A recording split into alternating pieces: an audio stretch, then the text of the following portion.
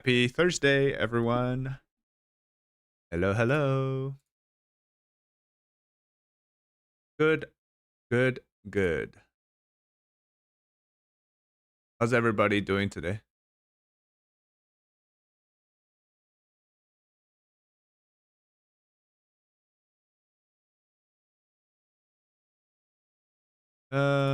Good, good. I still don't know why my stream is like legit. It just doesn't want to push out um the current one that I'm live streaming for some reason, which is fine. I guess I'll just adjust it afterwards. Like it keeps saying it's like doing the Hong Kong fire thing, but I have a whole other stream set up. I don't understand it. But please join the other live stream as this one doesn't seem to. Oh, now it's working. Yeah, I don't really understand what the situation is with the software that I'm using. So, but anyways, let me just delete this one really quick. Needs. There we go.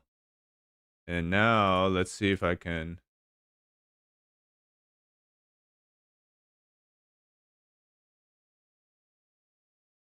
Hello, hello, hello. So apparently now the new YouTube thing has a uh like a dual stream.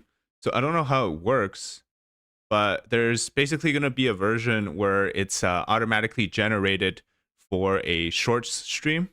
So we no longer have to do a double stream, which is very nice. Um, so apparently now that's good. All right. So we're going to talk about today is what I like to call Mr. Horse and the downfall of the Harem or Harem.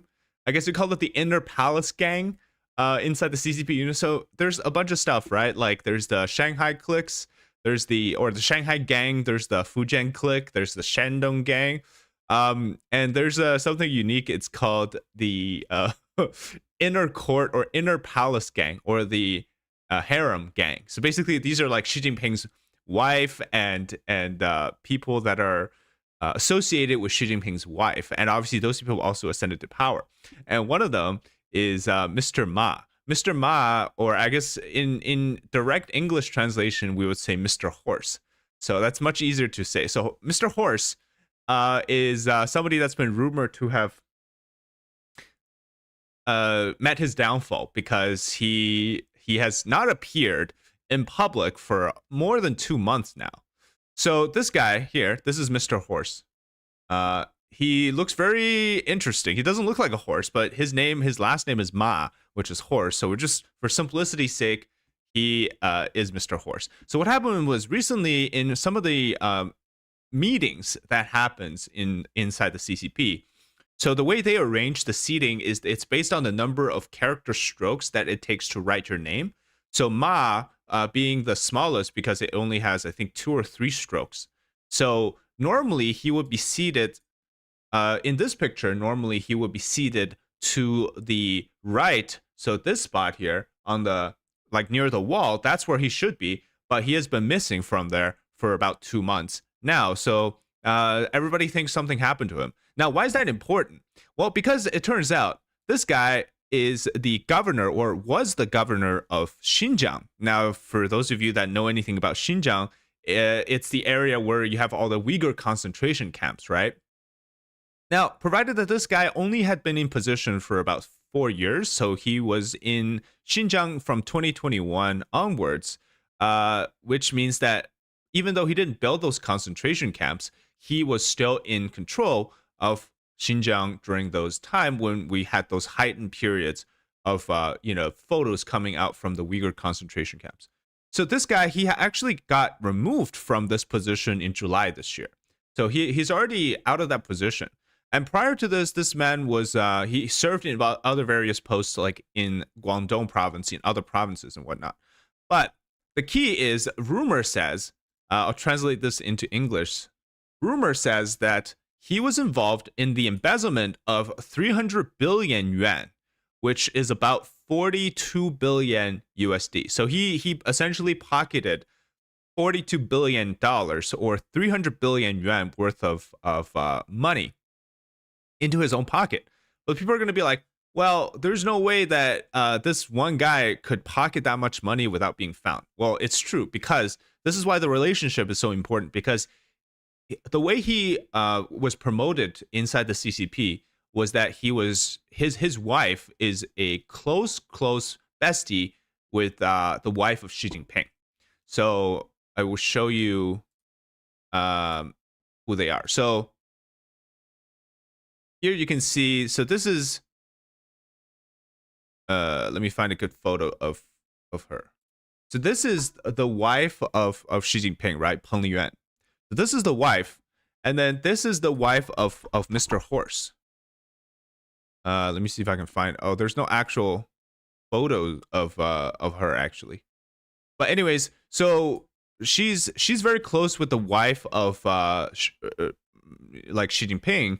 So that's how through this, I guess, besties with the wife relationship, they ascended to power. And so if this guy, who is the essentially part of the inner palace gang, has been removed, that means that Xi Jinping's wife and indirectly Xi Jinping has lost a lot of power. So how did he actually embezzle 300 billion yuan worth of money? Well, it's actually very easy to do in Xinjiang. So the way you do it is in Xinjiang. So these internment camps in Xinjiang, they're essentially built for under the guise of counterterrorism and counter-extremism. So the way that Xinjiang operates is that there's actually two entities. So one of them is the provincial government or the regional government of Xinjiang, right? So that's like the official government. And then they have something called the Xinjiang Production and Construction Corps. So this was established in 1954. It's essentially a paramilitary, para-government organization that runs alongside, on the same level as the Xinjiang government.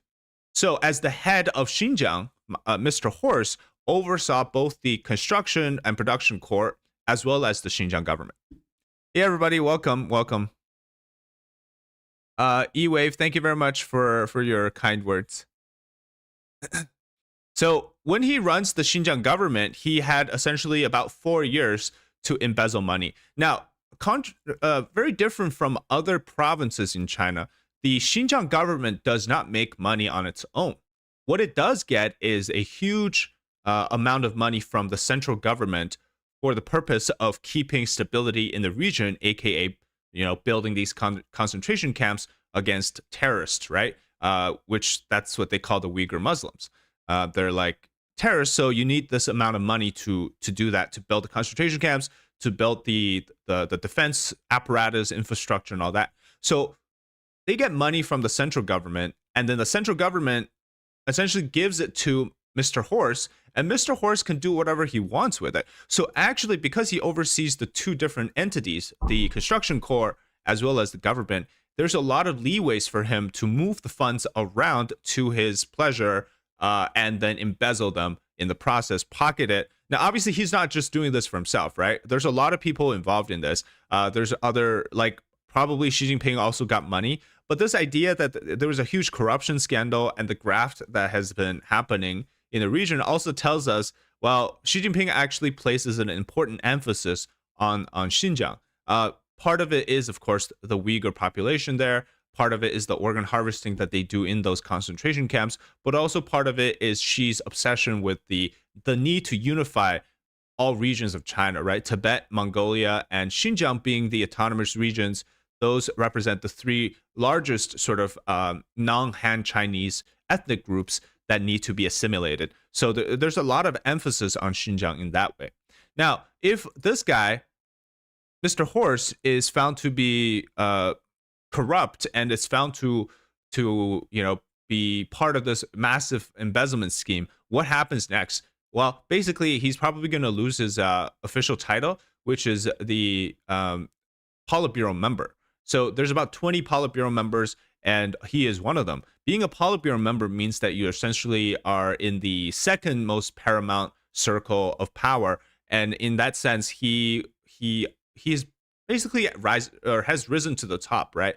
So him being taken or fired or I would say probably jailed is a telltale sign that the Xi Jinping control of power has weakened further from just the military part to now inside the party as well. And so after the fourth plenum, this is another major scandal inside the CCP that indicates to me that Xi Jinping has lost power once again. Now, this probably will mark some time of a conclusion in March of next year when they have the two sessions. That's when they officially can remove people from positions of power and whatnot. But if he doesn't appear, which it's already been more than 2 months, if he doesn't appear again, definitely he's probably gone.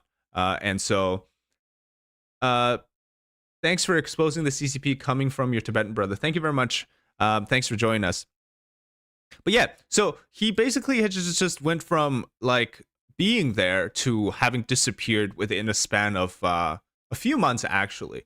But the reason why I think this case matters a lot now versus a few months ago when he actually was removed is because now the dynamic within the party has changed, right? First, it was the removal of Xi Jinping's power from the military, but next is the political side. People are saying Xi Jinping losing power, but they've been saying that for a while. Well, okay, so that's a great question, but you're not going to see immediately Xi Jinping losing power because the immediate effect of that is, let's say if one day Xi Jinping suddenly steps down, everybody's going to question that and know that that is an internal instability that or something major has happened in the power inside the CCP. And that's what exactly the CCP doesn't want to happen. They don't want it to appear like that there is something wrong because the number one issue for the CCP is always maintaining stability, right? So if they can make everything seem normal, then that's the best optimal scenario. So they don't want to seem like they're a weak, competitive, very much of a infighting, power struggles and all of these factional wars going against each other type of entity. They don't want that to happen. So they want it to be as peaceful as possible. So you can use a lot of these, I guess I would say, analysis to determine what's been happening, but you'll never hear like a definitive, yes, Xi Jinping is losing power. But the signs indicate to us that he is losing power. And you'll see this. I know it's going to take a while. Like I've been saying this, since pretty much the beginning of the year that Xi Jinping has lost power, but he still hasn't stepped down. But I think it's a huge difference between stepping down, because I've said this before, but there's something called the Hua Guofeng model.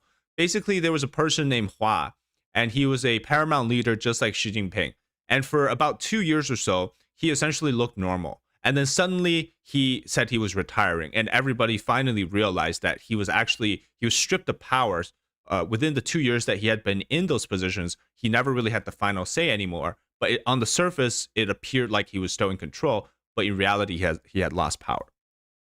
You want to email me and ask me some questions? There's an email account on my page that you can take a look. So yeah, this guy, I think if he doesn't come back, which I think a high probability he won't, essentially will mark the beginning of a new series of purge inside the CCP. And this is going to be very apparent too, because look, here's I think the big argument here, right? People say, well, Xi Jinping's still in power. He's just purging everybody himself. Okay, now think of it like this. If I was the leader of China and my wife promotes this guy, Mr. Horse, says that Mr. Horse is really good, he's loyal, he can do whatever, and he or she vouches for him, me as the leader, would I go and say, no, I'm going to purge this guy because screw you, wife, and screw you for recommending me this person? Would I do that? Okay, maybe you're like, okay, yeah, well, maybe they found that this guy was corrupt. But no, because Mr. Horse and Xi Jinping, they go way back.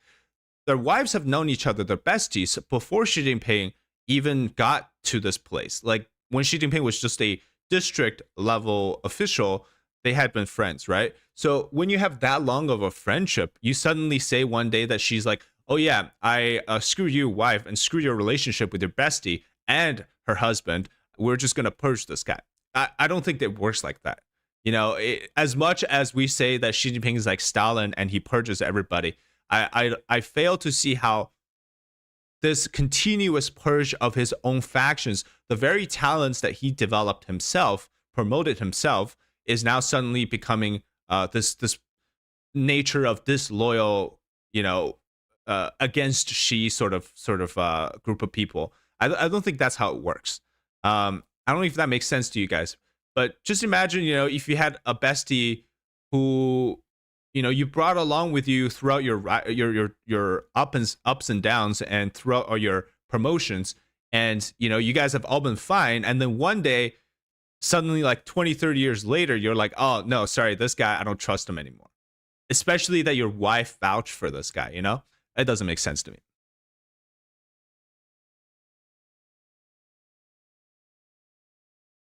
Xi Jinping's wife is not purged. No, Xi Jinping's.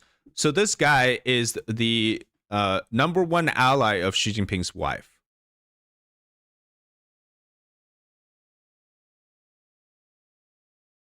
So he's not a like a Xi Jinping's wife would never be purged.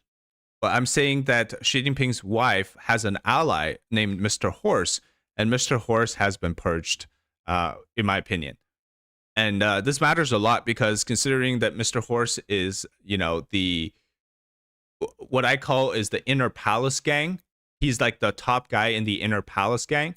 If he gets purged, it means that the control of Xi Jinping is weakened, and it is now in a state where there's a lot of people who are going to be looking at who comes next, uh, in terms of getting purged, who will be the next person, and I think that's a further indication. So if Xi Jinping loses another key ally of his in the Politburo after Mr. Horse, I think there's no way that you can deny the fact that Xi Jinping has lost control. Is it okay to watch you from the mainland as a foreigner? I think it's okay. I don't think that as long as you have a VPN, I think it's okay. But yeah, I don't know how you guys think about this because it's really tough to make the nuances make sense. But I hope I explained it right. So to summarize, there's no poly market on who gets purged. Yeah, of course not. But to summarize, Xi Jinping's wife has an ally named Mr. Horse. He's not really Mr. Horse, but his last name is Ma, which is horse, so we just call him Mr. Horse. That because Xi Jinping's wife was besties with Mr. Horse's wife, and this all happened before they were major power holders in the CCP. So throughout all these years, they have been close friends and family and connected. And suddenly one day, Mr. Horse disappears for 2 months, and people are speculating what happened to him. And some rumors suggest that he had been embezzling funds as he was the governor of Xinjiang. And in Xinjiang, the 4 years that he was there, allegedly stole 300 billion yuan worth of funds, which is about 42 billion USD. And this man also was in control during a time where there's an expansion of the persecution against Uyghurs with the construction of the concentration camps. And also because he was the governor of Xinjiang, he controlled both the construction corps, which is a paramilitary organization from the CCP, and the actual government, which allowed him to move the funds around to easily manipulate where the money goes. Now, what does that mean for Xi Jinping's power? To summarize, essentially it means that Xi Jinping has lost control. And this is another indicator of that, because you don't just purge your wife's bestie's husband from knowing him for 20-30 years to suddenly one day find out that he's actually corrupt. Everybody's corrupt in China. And Mr. Horse's downfall is going to spell the beginning of a great round of purge of not the military system, but the political system, which essentially is the party system. So we'll have to watch out for who goes next, because if this guy falls, that means the inner palace gang has fallen, and Xi Jinping's grip on power is no longer stable. Okay, if you're asking what is this, just go back and watch the beginning part of the stream. All right, we're going to move on to the next topic, which I actually think is very interesting. So, right now in China, there is something called a tower rush.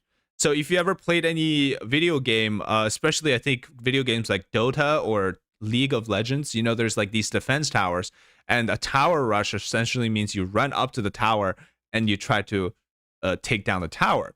But in the context of the CCP or in China, it essentially means that you're almost like you're suicidal in a way, like you're trying to end your own future online.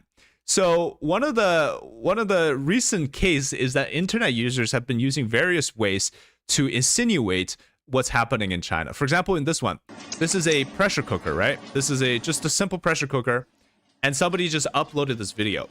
And it's a pressure cooker that looks like it's gonna blow up, like it's literally turning red and whatnot. And so in the comments, people are like, "Oh, this is the bravest video of the year, thumbs up." And then this one says, "Is it burning red?" And then the difference here, this comment says the difference between a pressure cooker and a C4 charge is that the C4 has a timer and the pressure cooker doesn't. And so basically they're hinting at the fact that China is like a pressure cooker and things can blow up anytime. And this all happens on Douyin, by the way, like TikTok, but in China. Dude, they speak in codes so much. You're absolutely right, Richie. This one here. So this is just a video about some sort of a intelligent brand. In there, there's a comment that says she. Actually, it's not spelled she, but it's spelled Diao, which is like a similar spelling, similar character strokes. And because Xi Jinping's name is Xi Jinping, the opposite of Jinping is Wan Hu, which is like, I don't know how to describe it, but it's like a different opposites to that of his name. So that's how people can know. And then they put a bunch of emojis like heart emojis, thumbs ups, claps, and all of these things in between it. And then here it says "ni si," which basically it's a homonym to "you die." And then full price here, the three characters spell full price, actually is another homonym to your entire family. So if you read this entire thing together, it would mean Xi Jinping, your entire family dies. So that's how people are speaking in codes to try to like basically write a comment that's criticizing China. So somebody even made this like Morse code deciphering which letter like means indicating with which number of thumbs up or emojis, right? So for example, A in Morse code is 1 thumb space 3 thumbs. B in Morse code will be 3 thumbs, 1 space, 1 space, 1 space, because it essentially represents the number of dots, right? And then it would be like 3 thumbs, space, thumb, space, thumb, thumb, thumb, space, thumb. So you have it for all 26 letters of the alphabet, which I think is super creative. So if you want to write certain characters, you'd have to like, you know, go with Morse code like this guy has here. Essentially, you have the thumb, thumb, thumb, space, thumb, thumb, thumb, space, thumb, space, thumb, thumb, thumb, which is X. And then these two make J and P, which are the initials of Xi Jinping. Like, that's super clever, right? And then XT, I don't know what XT means. It probably has something to do with killing him or something like that. And then you also have this. I don't think this is this is because of June 4th. So here, this says love in the June 4th 6-4 class. So June 4th, obviously the 6th month and the 4th day. So it would be 6-4, right? So that's pretty cool. What else is there? Yeah, so people straight up just post photos of the tank man in the comments now.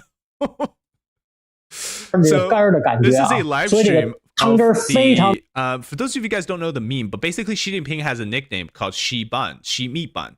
So because he one time went to this meat bun shop in Beijing called Qingfeng Meat Bun Shop, and since then people started giving him the nickname of meat bun or steam bun steam bun Xi. And then people essentially went to the live stream of this bun shop that they're doing here, selling some sort of a noodle or soupy thing. And then people are like, 非常透亮。这大胃王双人餐呢，就含有这个炒肝啊，老北京经典美食啊，主播必须尝一口，说的都流口水了啊 ！Oh my god, it's like dripping up. And then they keep asking, like, did Xi Jinping eat this, or who's gonna eat this? Is it Xi Jinping? Chinese ambassador in Costa Rica just publicly threatened a presidential candidate. Really? That's strange.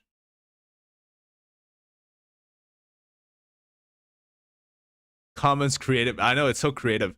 There's also different ones. Like, for example, you have the ones with the flowers and thumbs up. So again, different alphabets. You have different letters according to the different combinations of the thumbs ups and the flower, the roses.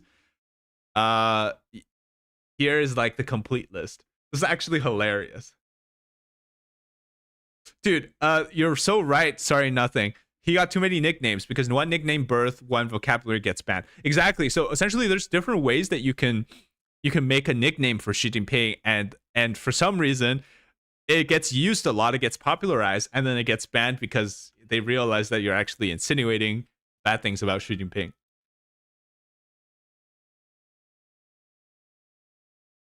Oh yeah. So every year in China, the CCP does a New Year's gala, Chinese New Year gala, and they would sometimes release a promotional banner or a promotional image beforehand. So this is the 2026 CCTV, which is Chinese Central Television, New Year's gala event, and that's a poster. Now, notice something weird here, right? So you have this like 4 little rectangular slash liney, twisty, I don't know, turny stuff, right? Interconnected one after another. I don't know if you guys can tell what this looks like. Can you guys tell? This looks like the 4 tanks that were rolling down the Tiananmen Square. So people thought that like even the Chinese state media people, employees, are trying to rush the tower and use creative ways to express to protest. So this is the one person. Oh, I blocked it here. Hold up. I blocked it. So this is the one person here, right? The guy that stands before the tanks. And here's the photo. You got the white shirt, the black pants, and then the 4 tanks. And then this is like the silhouette of that. It's so good. Dude, this is so creative. And then you have the little guy. And then this is the original version. So I'm like, I saw this and it's immediately, I'm like, whoa, this is literally the Tank Man image. That's so awesome. So yeah, we have a country of creative people. That's for sure. A conga line. It kind of just looks like the 4 tanks. There was also so something on Chinese social media. Basically, you can have a I don't know what it's called. Like, you know how when you type in Google, you have suggestive words, right? You have like autocomplete. So basically, on the Chinese version, no, the tank guy didn't get run over after the photo. He got pulled away by a bunch of random people, which I believe are plainclothes undercover cops there. And so anyways, so the autofill complete on Chinese social media, they found different versions of Xi Jinping's name, like written differently. Kind of like how you would write, like, you know, certain names in English. Say, I don't know what's a name that's often, like Stephen, right? Stephen can be written with like Stephen with a VEN or Stephen with a PH, or you can write, you know, Stephen with, I don't know, somehow different ways. But essentially, it's like that for Xi Jinping's name. And then like they would try different ways to write that name, and it seems like every time they do, something new gets banned. First time catching you online thanks to the quality info from Hungary. Oh, I've been to Hungary. Love the food, but I thought the people were kind of cold. Is that normal for Hungarians? Maybe because they hate tourists, but Budapest was beautiful. I loved it. Winnie the Pooh trying to do something with the toy tank. DK, dude, DK, I miss DK. I don't know what happened to him. He like disappeared. Maybe he didn't get, maybe he's in a jail cell. You know, those like CCP bot armies. They're just like inmates in China. Are the Chinese too focused on Xi Jinping instead of the CCP? Yeah, I think so. I think you're actually, again, great question, Mike. This question, obsession with Xi Jinping. Actually, even if Xi Jinping steps down, the CCP is still the real problem, right? So I think like no matter what, I think you just need to address Xi Jinping. Sorry, the CCP, not Xi Jinping.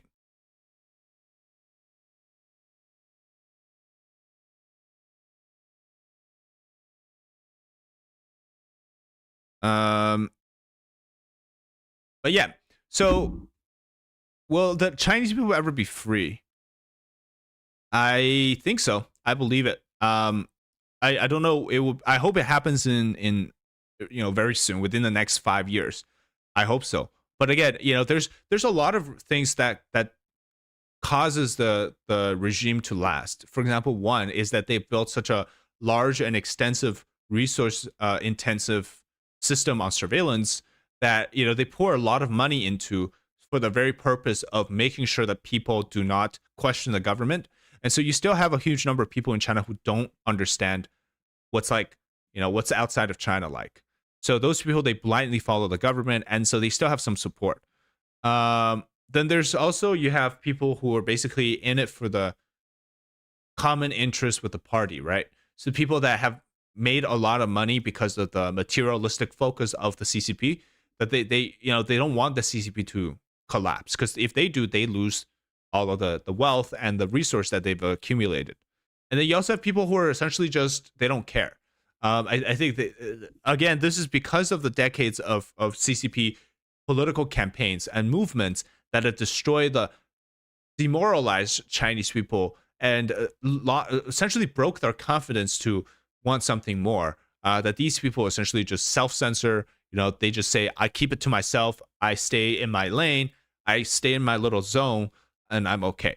And those people, I hope, are the ones who actually wake up, because the lessons of history in just the last 10, 20 years have taught us that it doesn't really matter who the CCP persecutes, right?